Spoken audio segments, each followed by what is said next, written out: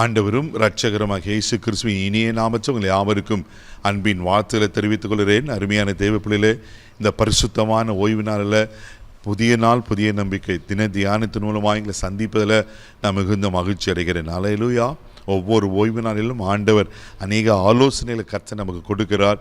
இன்றைக்கு கூட கர்த்தர் நமக்கு கொடுக்கிற ஆலோசனை என்னென்னா, பிலிப்பியர் நிருபம் 3ஆம் அதிகாரம் 15வது வசனம் கூட வாசிக்க கேட்போம். ஆகையால் நம்மில் தேறினவர்கள் யாவரும் இந்த சிந்தையாய் இருக்க கடவும், எந்த காரியத்திலாவது நீங்கள் வேறே சிந்தையாய் இருந்தால் அதையும் தேவன் உங்களுக்கு வெளிப்படுத்துவார். அல்லேலூயா. இங்க பாருங்க, அப்போஸ்தலனாகிய பவுல் பிலிப்பி சபைக்கு ஒரு காரியத்தை சொல்கிறார். ஆகையால் நம்மில் தேறினவர்கள் யாவரும் எப்படி இருக்கணுமா, இந்த சிந்தையா இருக்க கடவோம். சிலலாம் பார்த்தீங்கன்னா ஆவிக்குரிய வாழ்க்கையில் வளர்ந்துருப்பாங்க, கொஞ்சம் நல்ல ஒரு மெச்சூரிட்டியான அனுபவம் இருக்கும், வேதத்தை வாசிப்பாங்க, தினமும் ஜெபம் பண்ணுவாங்க, பரிசுத்தமாய் வாழ்வாங்க. ஆனால் இப்படி நம்ம ஆவிக்குரிய ஜீவியத்தில் ஒரு ஸ்டெப் நம்ம மேலே இருக்கும்போது நமக்குள்ளே நிறைய நேரம் நம்ம அறியாமல் என்ன வந்தோம்னா ஒரு ஆவிக்குரிய பெருமை வந்துடும். தேவ பிள்ளையில இங்கே வசனம் சொல்லுது, பவுல் சொல்கிறாரு, தேறினவர்கள் எப்படி இருக்கணுமா, இந்த சிந்தையாக இருக்க கடணும். எந்த சிந்தை அது?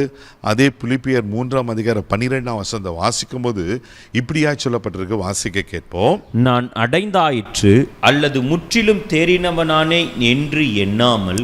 ஆமென். நான் அடைந்தாயிற்று, நான் முற்றிலும் தேறினவனான் என்று எண்ணாமல்.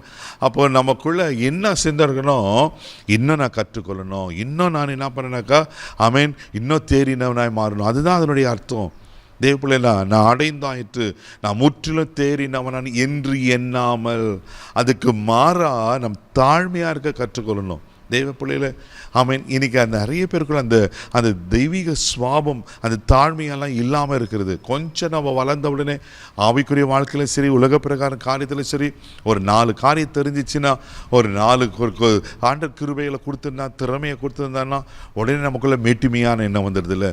இங்கே பவுல் சொல்கிறாரு, நான் அடைந்தாயிற்று, நான் தேறினானே என்று எண்ணக்கூடாது. நமக்குள்ள தாழ்மையின் சிந்தை இருக்கணும். தேவப்பிள்ளைல யோவான் சுவிசேஷம் 13ஆம் அதிகாரம் 5வது வசனத்தில் வாசிப்பீங்கன்னா அங்கே ஒரு அற்புதமான சம்பவத்தை நம்ம பார்க்குறோம். ஆண்டவர் தன் சீஷருடைய கால்களை கழுவுகிறத நாம் பார்க்குறோம். அந்த வசனத்துக்குள்ள நம்ம வாசிக்க கேட்போம். பின்பு பாத்திரத்தில் தண்ணீர் வார்த்து சீஷருடைய கால்களை கழுவவும் தாம் கட்டி கொண்டிருந்த சீலையினால் துடைக்கவும் தொடங்கினார். பாருங்க, ஆண்டவர் உலக இரட்சகர், அவர் தேவகுமாரன். ஆமென். அவர் எவ்வளோ வானவருக்கு சிங்காசனம், பூமி அவருக்கு பாதபடி.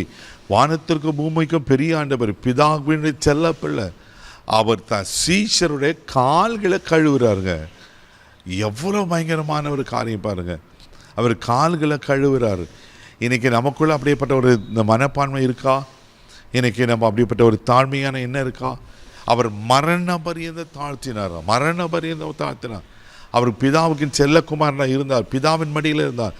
அதெல்லாம் விட்டுட்டு தாழ்மையின் கோலம் எடுத்தார் என்று சொல்லப்பட்டிருக்கு. ஏன்னா அவர் நம்மை ரட்சிப்பதற்காக. அல்லேலூயா. இந்த சிந்தை தான் இருக்கணும். நான் முற்றிலும் தேறினவனான, நான் எல்லாம் எனக்கு தெரியும். நோ, எல்லாவற்றிலும் தேவ பிள்ளையில நாம் தாழ்மையாக இருக்க. ஆமென். இன்னும் நான் கற்றுக்கொள்ள வேண்டியது நிறைய இருக்குது.